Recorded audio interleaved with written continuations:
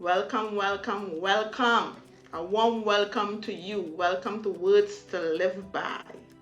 And I will bless the Lord at all times, and at all times his praise shall continually be in my mouth. I hope you are well.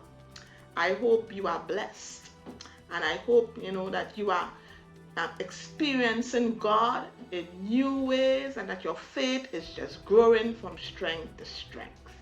Today, my brothers and sisters, I want to speak a little on prayer today. Speak a little about the power and the priority of prayer. So we'll turn our Bibles to Luke 11 and verse 1. Luke 11 and verse 1, and it says, "And it came to pass that as he was praying in a certain place, when he ceased, one of his disciples said unto him, Lord, teach us to pray, as John also taught his disciples." My brothers and sisters, there is power in prayer. I'm speaking from the theme, we should pray. Prayer is what allows us to be intimate or to establish intimacy with our Creator. Prayer is a sincere desire of our souls expressed to God. Prayer creates an awareness of God's constant nearness to his people. Prayer is grounded on relationship. So we must pray. Jesus Christ, his prayer life was customary and it was habitual. For he would often exit himself from the crowd, even from his disciples, and he would go into a quiet place to commune with the Father. And if we are his followers, we also must find that power that there is in prayer and have that habitual prayer life, customary prayer life also.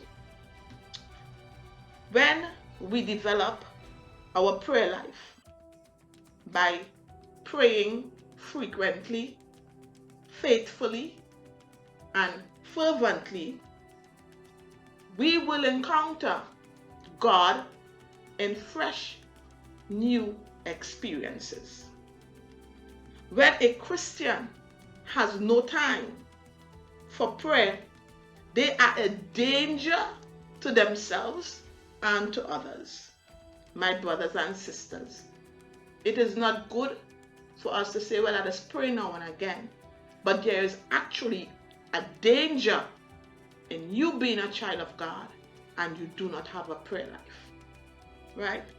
So, one of the dangers of having no time to pray is that we may become irrelevant or inauthentic to the plans and purpose of God.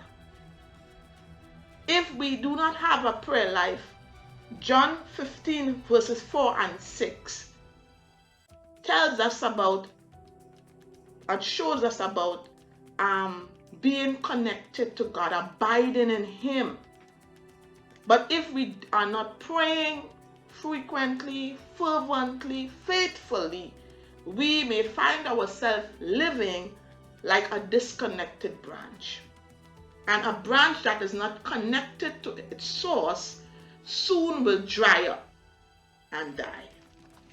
My brothers and sisters, prayerlessness leaves a huge gap in our armor, making us unprotected during the seasons of attack.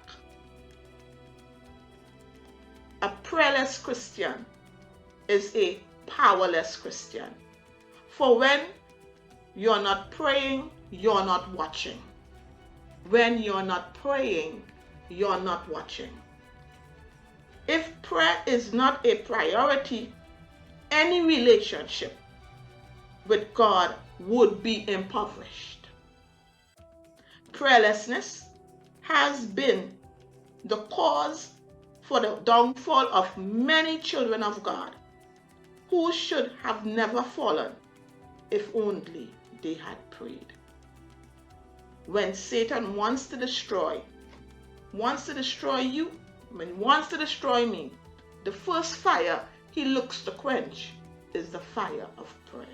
My brothers and sisters, we should pray. It is vitally important to develop our prayer life. And we should repent of our prayerlessness and begin to pray, as I said, frequently, fervently, and faithfully.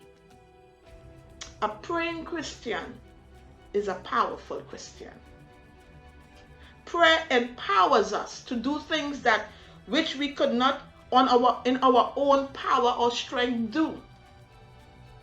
You will have the power when you pray to destroy the works of Satan through your prayer. You will have the power to overcome and to win souls for the Lord. My brothers and sisters, we should pray. If we do not pray, we will miss vital communication. Because you see, it's in our time of prayer that God pours into us. He gives us the strength, the grace, the wisdom, the knowledge. He gives us insight in situations. He tells us what is to come. Prayer is important to the life of any believer. So today, my brothers and sisters, no matter what you may be seeing around you, no matter what you may be hearing around you, take it all to God in prayer. And when you pray, what happens? When you give it to God, when you express the sincere desire of your soul to God, a divine exchange happens when you pray. You give it to God, and God gives His peace to you. He said, do not be anxious about anything, but in everything by prayer and supplication, with thanksgiving, make your requests known to God. So today, my brothers and sisters, there is a danger in not having a prayer life. There is a danger in being prayerless. But when you find yourself praying frequently, fervently, and faithfully, know that God will equip you to treat with any situation that may come before you. We must pray, and we will continue to pray. You pray for me, and I'll pray for you. So let us not give up the habit of prayer, even more so now in these times. Let us keep our eyes on God. Let us keep our head in His word, and may our mouth always be filled with praise, worship, and prayer. Have a blessed day.